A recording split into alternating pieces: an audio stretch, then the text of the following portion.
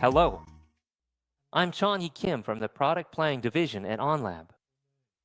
Today, I'd like to talk to you about the fundamentals and innovations of security in the age of AI. When you see this number, does anything come to mind? No, probably nothing in particular. It's actually a pretty difficult number to figure out. The time I have for today's presentation is about 25 minutes. And even now, as time passes, that time is given equally to us and to attackers out there somewhere.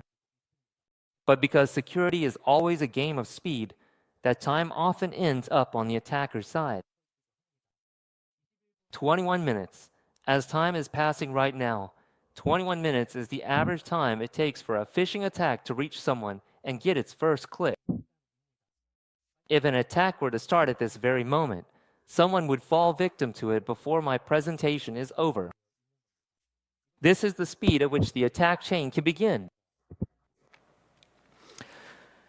It takes just 21 minutes for the first successful case of a phishing attack. Among the various frameworks that describe the stages of a cyber attack, the simplest is the cyber kill chain. Let's take a look at this by applying it here. The cyber kill chain, which applies military concepts to information security, analyzes the entire process of a cyber attack in 7 stages and is a model designed to block and prevent attacks at each stage. Attackers use these 7 stages, from reconnaissance to achieving their goal, and it's up to us to understand and build our defense systems accordingly. According to the cyber kill chain, the reconnaissance, weaponization, and delivery stages I mentioned earlier take an average of about 21 minutes. After that, it takes an average of about 48 minutes for the malware to be installed and spread. Statistics show that it only takes about an hour for the attacker to achieve their goal, that is, for critical data to be stolen. This means that the entire process could be finished in the time it takes to drink a cup of coffee. However, if we look at the time it takes for our security team to detect and recognize an incident, what we call dwell time, statistics show that it takes an average of 11 days to discover an intrusion or signs of an attack. Attacks are carried out and completed in minutes or hours, but defense still often takes days or even weeks.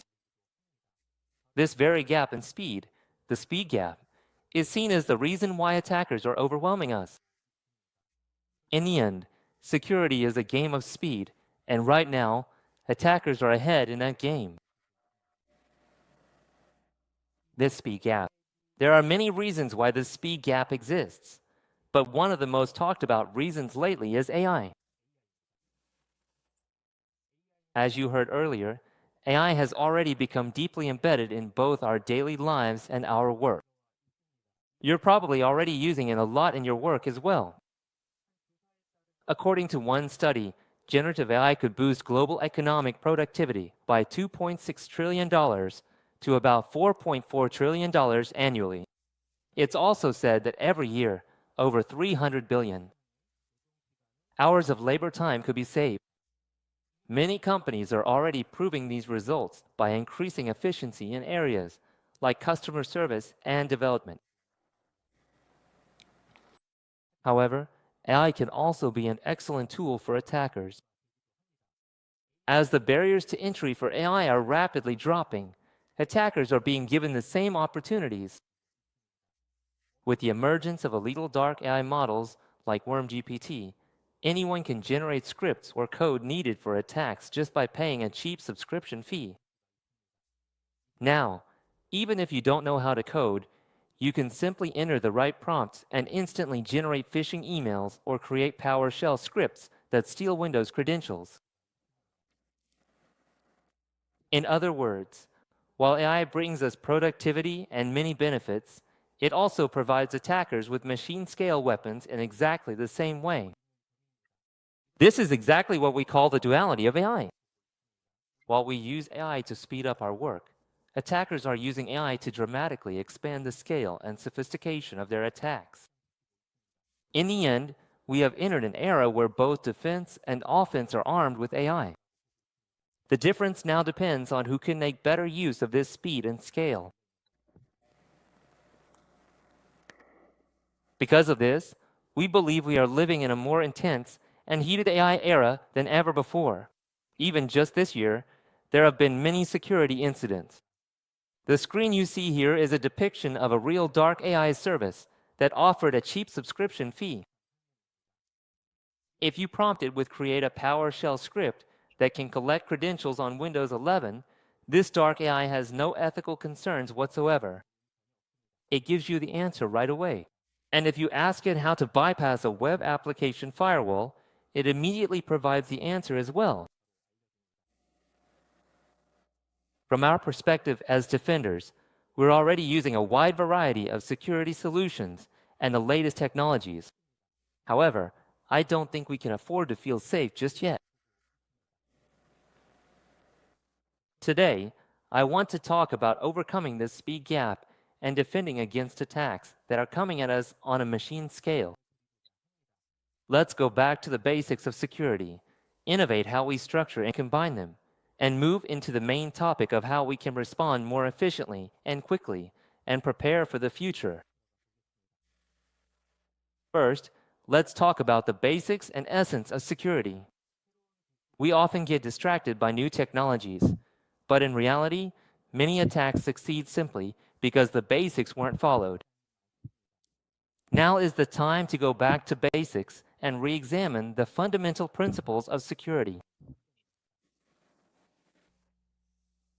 According to a survey conducted earlier this year by Oxford in collaboration with industry, companies are operating an average of 83 security solutions from 29 different vendors. But what's really important is whether all these security solutions are being properly updated and managed. And there are still cases where discontinued operating systems, for which security updates for vulnerabilities are no longer supported, are being used. It also raises questions about whether all these numerous solutions are truly being integrated and managed efficiently, such as continuously monitoring the latest security threats and regularly reviewing policies. You must have a lot on your mind, right? Just because you have more solutions doesn't necessarily mean your security is stronger. In fact, having multiple vendors and solutions only increases operational complexity and slows down the identification and response to threats. We see this as an obstacle to digital innovation. The most fundamental aspect of security is endpoint security, and at the core of endpoint security is antivirus. However, if you look at this year's major security incidents, many were operating without even this basic antivirus installed. There were endpoints and servers present, and these ultimately became the attack surface and targets. The key to antivirus is keeping it up to date and performing continuous scans. You're all managing this well, right? Next is managing the latest patches to address software vulnerabilities. Especially for endpoints on closed networks, you can't let your guard down. Even though it's a closed network, there are definitely still ways for things to get in. Also, regularly checking the security settings and status is another basic thing you need to take care of. Concepts like My PC Keeper, which are commonly used in public institutions, really align well with the basic security checklist items. Of course, any endpoint that can't maintain security should be isolated. It's also essential to manage documents or images containing important information like personal data, and to monitor for any leaks.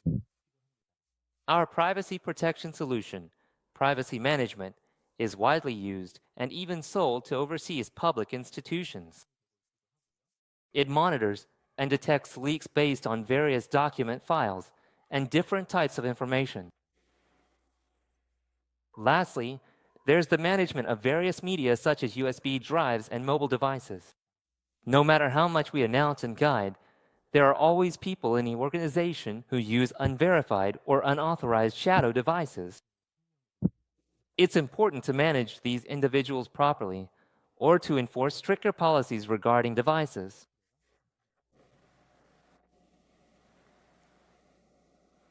Managing and operating these various endpoint security measures on a single platform reduces complexity and allows for efficient and comprehensive management of integrated rules and policies.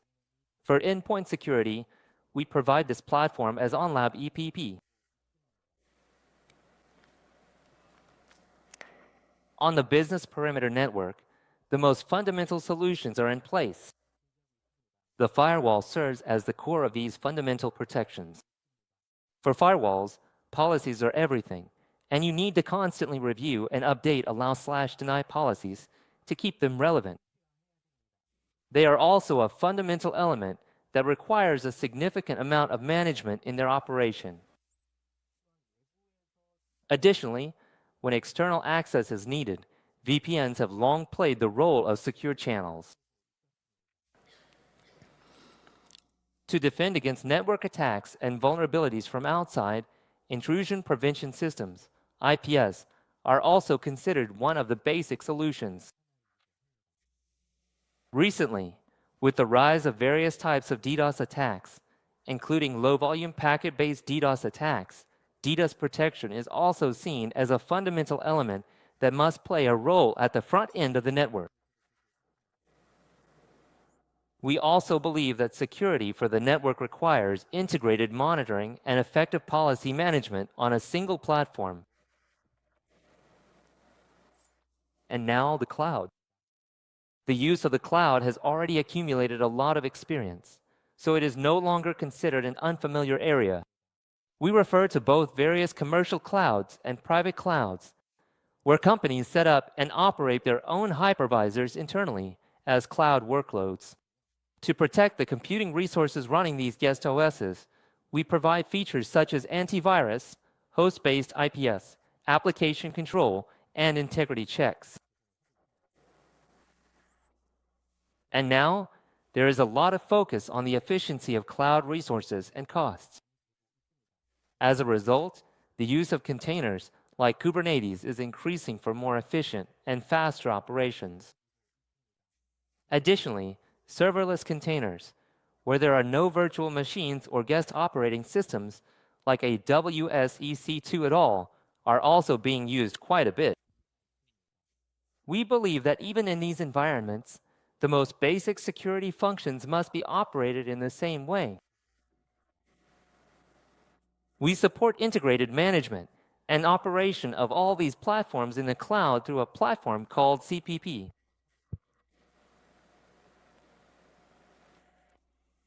Based on the fundamental elements of endpoint security, network security, and cloud security, we also provide basic security service areas.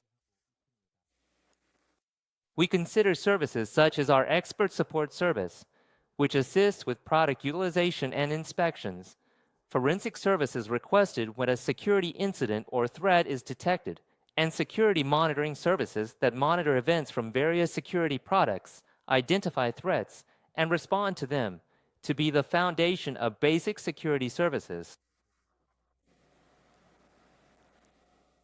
Up to this point, I have explained the overall basic security elements, but there are certainly fundamental elements that are being added to traditional security, making it more in-depth. The first thing I want to mention is EDR.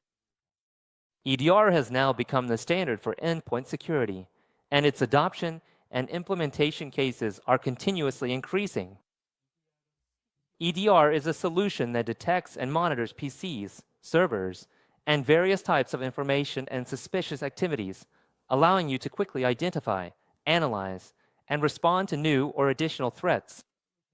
In other words, this is referred to as threat hunting. As a solution that enables threat hunting, its usage has recently increased alongside antivirus software, and its range of applications is expanding to include ransomware detection, blocking, and recovery, as well as preventing the inflow and outflow of documents.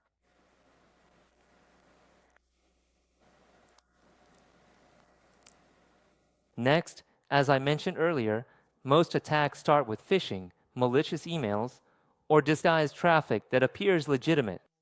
There are many elements that need to be checked and blocked in advance before they can infiltrate our organization's PCs or servers. I believe that only by inspecting and blocking these threats in advance can we reduce the likelihood of damage to our organization's systems. This security system, referred to as a sandbox, analyzes incoming emails and web traffic in advance by running them in a virtual machine. It blocks various entry points for ransomware, malware, malicious documents, phishing URLs, and even QR codes, ensuring that only safe emails, files, and data are delivered. Next is ZTNA.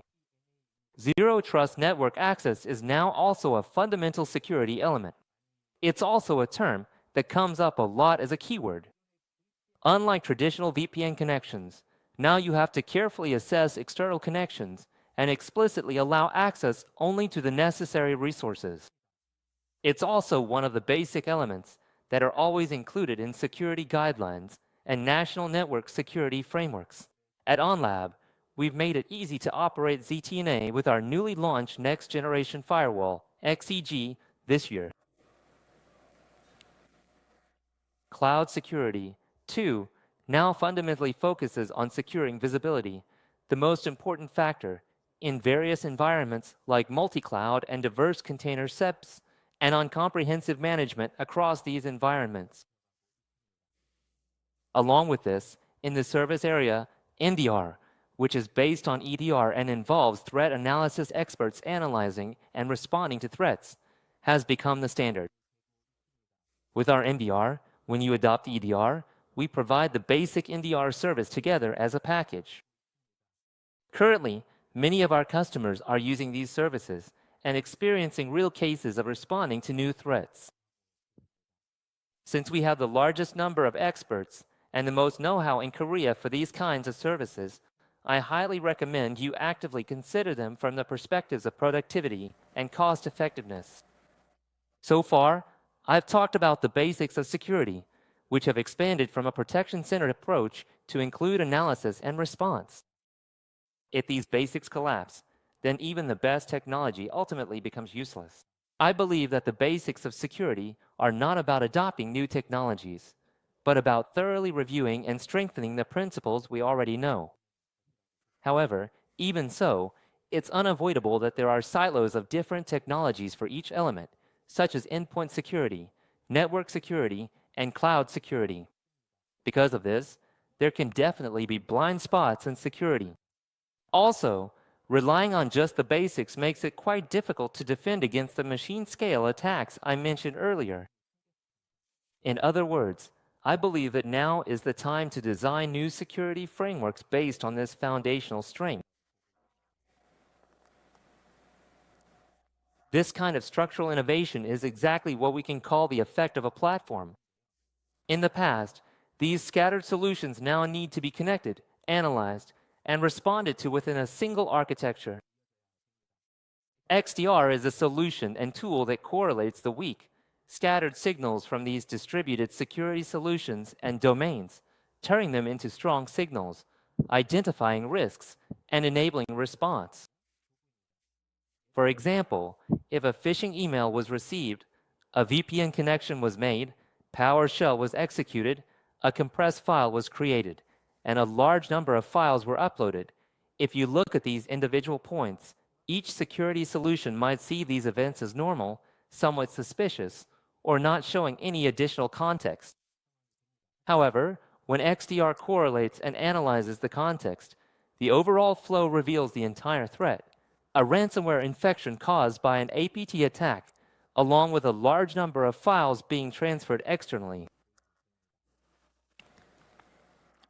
In addition, by combining threat intelligence, TI, information with context, it becomes possible to proactively analyze and notify whether a security incident reported in the morning affects our organization, enabling immediate verification. Furthermore, by natively integrating SOAR into XDR, you can establish a structure that automatically connects detection to response. If you find it difficult to analyze or make decisions on your own and need expert assistance, You can get help from our specialists through the MXDR service. This allows you to continuously maintain your defense system. MXDR is not a basic service provided when implementing XDR. Yes, it is a paid service.